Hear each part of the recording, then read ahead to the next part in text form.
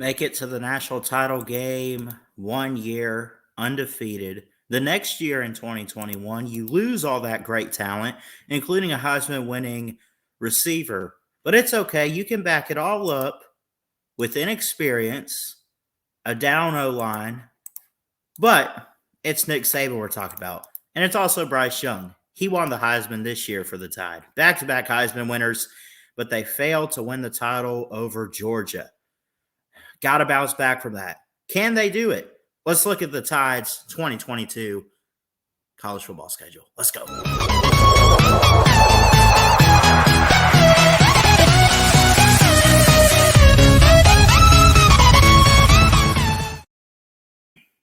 What's going on, everybody? Christian Ballard here, Ballard Sports Media, coming at you with a quick video here. Already did my Georgia preview. Out of respect for the champs, I did them first.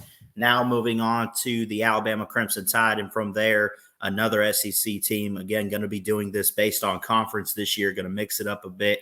We'll go through the SEC, and then we'll go through maybe the Big Ten next or the ACC, whatever. Y'all let me know, or we'll just kind of play it by year. But I think I want to do it based on conference this offseason. But do me a favor real quick. Hit that thumbs up. Hit that subscribe button if you're new to the channel. I love each and every one of you out there. Jesus loves you too. He's got an amazing plan.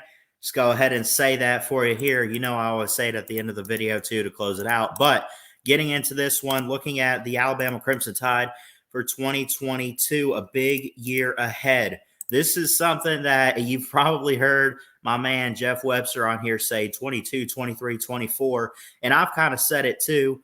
But yes, going forward, when you look at recruiting and everything, I mean, Alabama's not a year removed from signing what they were at least saying was probably the best class ever signed in the signing day history.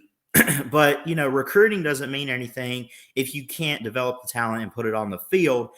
But, of course, Nick Saban and company have done that year in and year out. That being said, let's look back at last year before we get into this season with the Crimson Tide.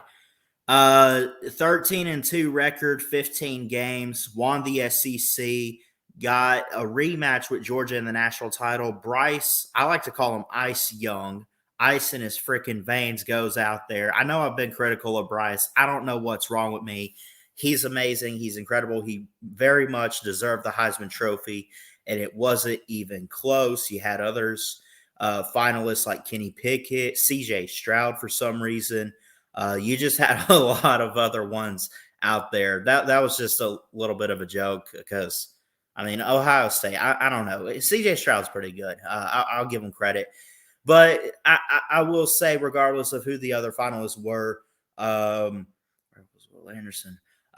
You know, I would say Bryce Young rightfully deserved the Heisman. I'm not saying that because I'm an Alabama fan, but he put up like 4,000 plus passing yards, 40-something touchdowns, probably more than that. I don't know. His numbers were insane in his first year starting for the Crimson Tide.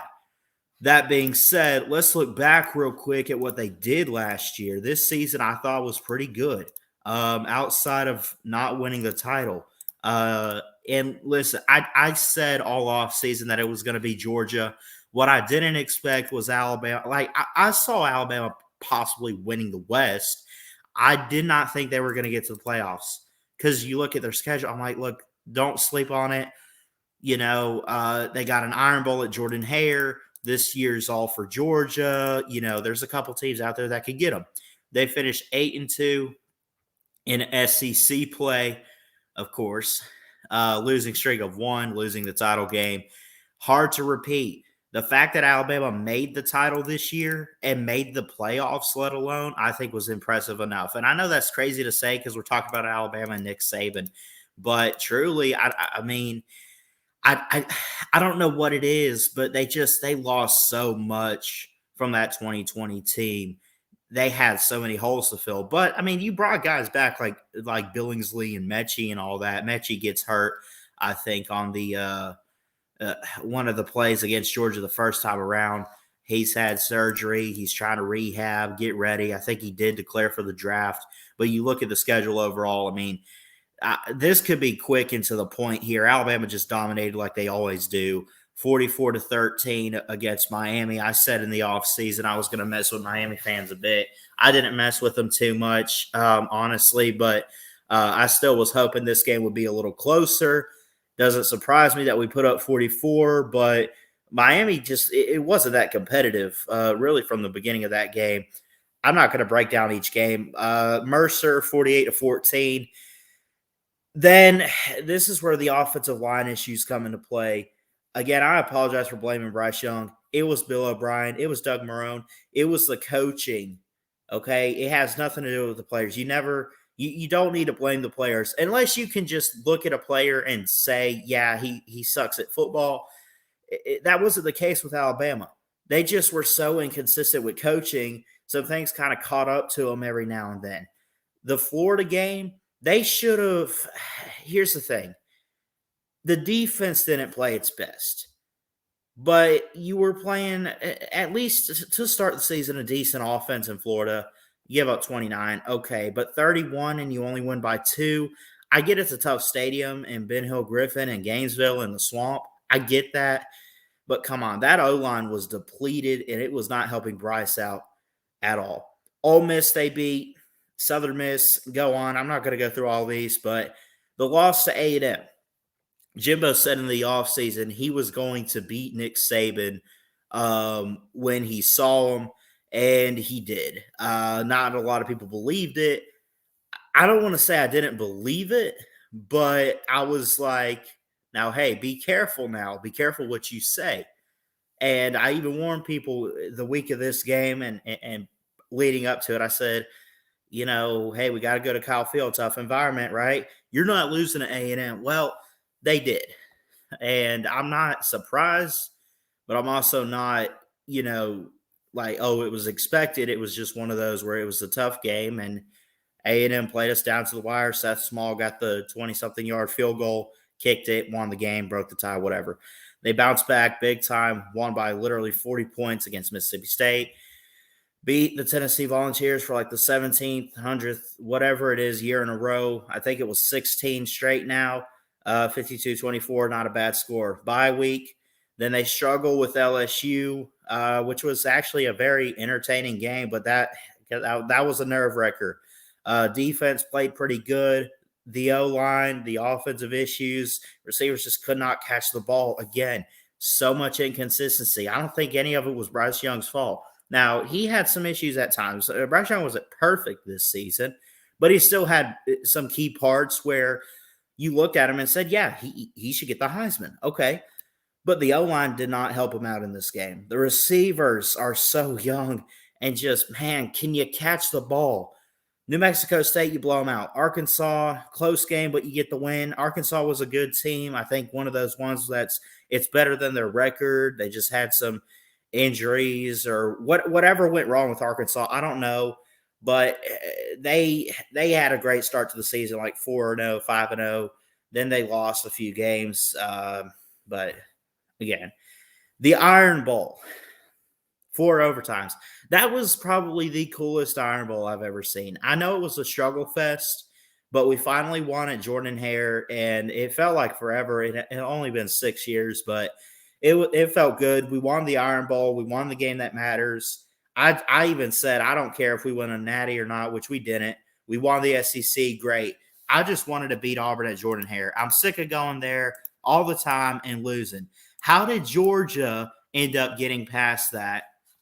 And Alabama just goes in there and I mean, it's the Iron Bowl. It's the biggest rivalry in all of college football. But come on. Seriously? Anyway. And I messed this up. But anyway. Then you win the SEC, then you win the Cotton Bowl 27-6. O-line struggles a little bit, but a good defense in Cincinnati. Then, of course, 33-18, you lose to Georgia. Here's the thing with the Natty. This year was all about the Dogs anyway. But overall, I'll say this, that you had to see this coming, right? I don't know if it had to be a 16-point loss, or I think it was 15, actually. You do the math, 33-18, whatever. But what do you expect? Georgia literally had it. Listen, Bama could not have been in a worse situation. Oh, but they got the Heisman winner in there. Well, first off, number one, Jamison Williams went down in like the first quarter, halfway through, gets hurt. We're down our top receiver. Not only that, John Mechie's still out of the game. Number two, I don't care if Bryce Young won the high. I don't care if we had a Heisman winning quarterback. We were in a position where we could have repeated as champions. But if you want to look at history, Alabama's only really done that 2 times in history. Bear Bryant did it once, and it hasn't happened since the 2011 season and then again in 2012. So history has shown that it is hard to repeat, not even just for Alabama, in general. Plus, Georgia just had that kind of offense or defense. Although I will say Stetson Bennett balled out in that game. Credit to him. But again, national runner-up, 14-1 or 13-2. I'm sorry. Losses to A&M, losses to Georgia. But again, a Heisman winner in Bryce Young, not bad. That being said, folks, let's just go ahead and look at it. Get to the meat and potatoes of this, and let's look at this year. That's why we're here anyway. But overall, 2021, it was at least for what everything that they lost to get back to the title. From my perspective, I think that's pretty good. Losing the game to Georgia, I'm not surprised. I mean, I was pissed off. Y'all saw the game. Y'all saw my reaction to the pick six. I was not happy. But again, I give props to Georgia. I just wish it could have ended in a better way. Okay, 2022. Just run through this real quick. Utah State at Texas, ULM, Vandy, at Arkansas, A&M at home, at Tennessee, at Mississippi State. Bye week. Good timing there. A bit of a stretch here. At LSU, at Ole Miss, Austin Peay, and then the Iron Bowl this year at home. So overall, when I look at this, you could sit there and say it's just another schedule for Alabama. I mean, it's Alabama. I don't need to say much. It's obvious some of these games you can pick and choose what they're going to win. Utah State, I think that's a given, although Utah State has had some interesting recruits and teams. You know, Jordan Love, a good quarterback out of there. Why he went in the first round to the Packers when they had Aaron Rodgers, I think is a little ridiculous, at least for him going to Green Bay when they got Aaron Rodgers. Anyway, ULM, Chess Hall, if you're watching, just go ahead and troll me. I don't care. Vandy, look, here's the thing. I think it's obvious, right? I could just cut to the chase here. And I'm not saying that because it's my team or whatever. Oh, you're going to be by. No. Not at all. Let me just go ahead and say this. Trap games. There are some. I see at Texas and then home against Texas A&M. I don't expect here's the thing about teams like and actually throw in a third one. I didn't think about it, but maybe 4. Maybe Arkansas bounces back a little bit this year with Sam Pittman. Maybe Ole Miss takes a step forward. Now they've losing a few key guys. Matt Corral is gone. I think Snoop Connor. They're going to lose a bit. At least last I checked, I think Matt Corral is going to the draft unless he's returning. If that is the case, which let me double check.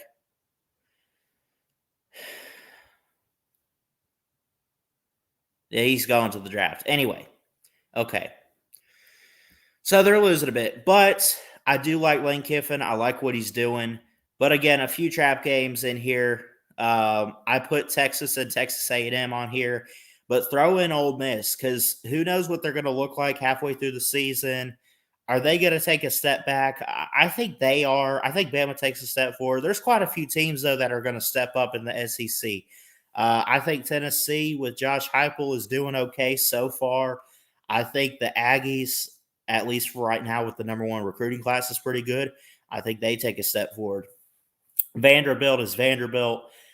Look, let's just call it what it is. Y'all know what's up. I'm just going to go ahead and say it. I do have Alabama 12-0.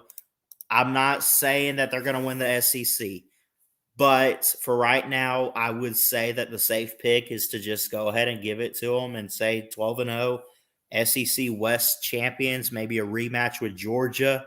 Does Georgia win the SEC this time? And then maybe Bama could get back on top and get the crown in college football. That's a possibility. Again, at Texas, I keep my eye on that. Sarkisian brings in Quinn Ewers and company. A few key. I think he brought in Jaleel Billingsley.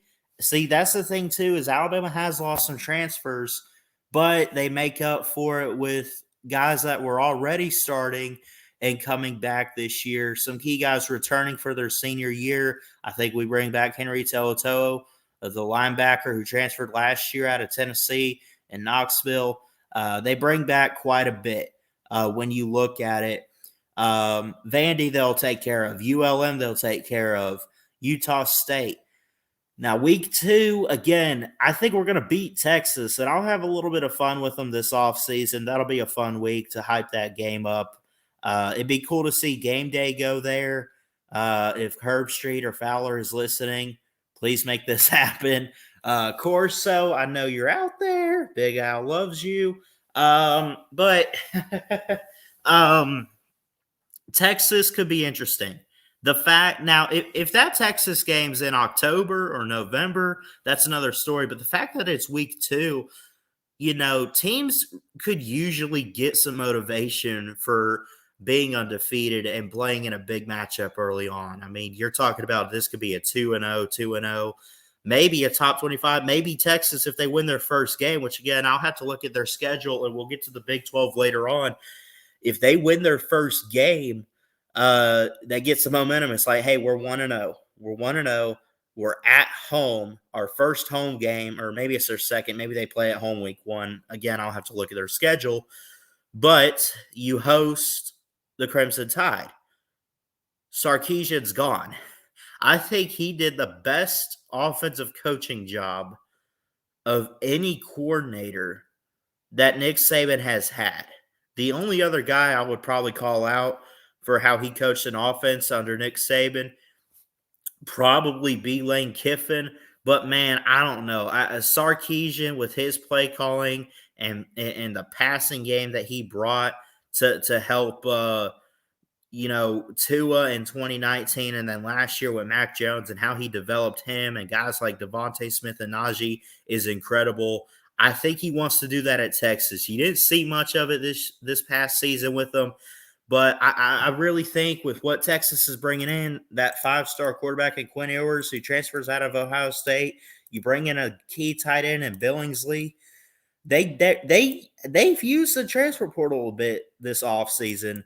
And they've recruited pretty well themselves. It'd be interesting to see. That's a trap game. But again, I got my Crimson Tide going 12-0, winning the SEC West. I wouldn't be surprised if they dropped a game somewhere. The question is, though, which one is it? It's not that team right there. It's not Vandy. Although I still believe any given Saturday. Is it Ole Miss? Does Ole Miss turn it around this year? Are they going to be a little bit of a surprise? Are they going to be better than we think? Or maybe they have a rough year, but they turn it around in a November stretch, and at the right time, you catch them. What's Auburn going to do? The Iron Bowl, even at Bryant-Denny, you never sleep on, but you especially never sleep on at Jordan-Hare, of course. But that was last year. We get them at home this year. A&M, it's a revenge game. You know how Nick Saban is with revenge games there? Come on. LSU, new coach, and Brian Kelly, I think he's going to do great in recruiting, but it's a first year, and it's still kind of down there. I think they lost a quarterback or two to the portal, so they still got to figure some things out. Again, overall, 12-0, and again, that's not a biased opinion. That's just straight up Alabama. I mean, they will go out there, dominate these opponents. Some of them might be struggle games, but again, really the only one I could say is maybe I hope that Texas game is competitive and close. And I think it might be close, but again, I think Bama's still better than Texas, obviously, and to the point where they're going to play them And even if they play it close, you know that just being the better team, they're going to pull out the win. But again, overall, I see no reason the Tide should go with the loss, at least the regular season, unless a team like Texas or maybe even A&M kind of sneaks up on them a bit and gets an upset early on in the season. But again, I'll leave it up to you guys in the comments. What do you see? Is it a guaranteed 12-0 and a trip to Atlanta for the SEC title against Georgia or whoever's out of the East? Again, plenty of other teams to preview in the SEC. Going to be going conference-based this year. But again, I want to hear from you guys, Bama fans out there. Let's go 12-0. Let's get back on top of college football. Plant that Bama flag. Fly it high. Put the Crimson Tide back on top. Hey, we had a chance this year. You give credit to Georgia. Nothing but love and respect for them. It was their year, but 2022 is going to be the year of the Crimson Tide, and Bryce Young and company, I think, could get it done. But for the regular season, at least, let's start there. I say 12-0 for Nick Saban and Alabama. I love you guys. Jesus loves you. Keep your head up. Please have some positivity in your life, man. Tell you, I struggle with it. But that, you know, when I say keep your head up, just keep looking up, man. I don't know who you are, who's out there, what you've gone through, what you've done. But God's got an amazing plan for everybody's life. But, man, it comes to faith and believing in it and trusting Him. I love you guys. Jesus loves you. Please like, comment, and subscribe right here to Ballard Sports Media for more sports content. Until next time, folks, Ballard Sports Media. Checking out. Love you guys. God bless. And as always, roll Tide.